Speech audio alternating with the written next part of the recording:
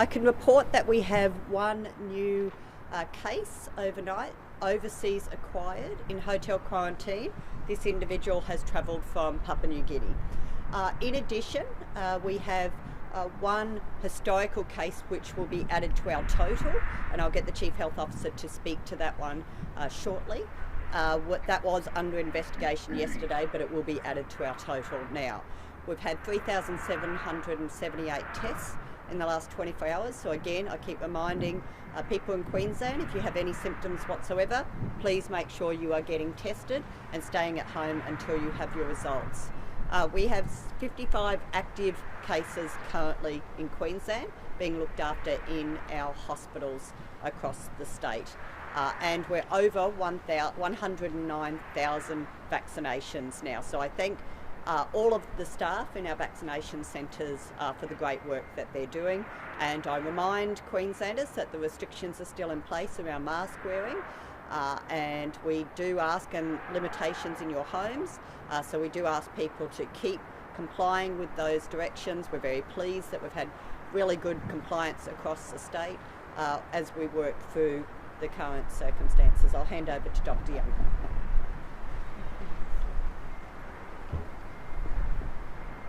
Right, so one new case overnight. A person in hotel quarantine recently returned from Papua New Guinea. Then yesterday we did announce that we're investigating a case. This is one of the close contacts involved in that party who went to Byron Bay, and they've now seroconverted. So their serology shows that they are a recovered case, and it is most likely therefore that because they went to that party at Byron Bay, that's where they acquired the infection. They were in quarantine at home for the entire period that they might have been infectious, so there is no risk to anyone in the community at all, and they've been very, very helpful with that. There's been no issues raised.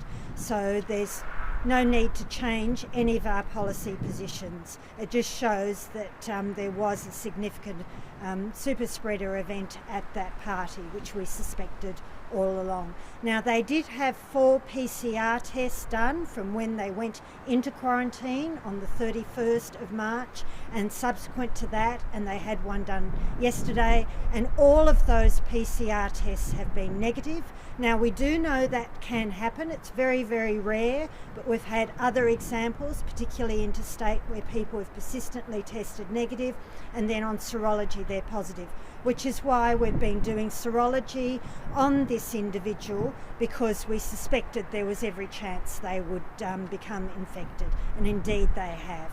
So there's no issue here. It's all worked as we would hope.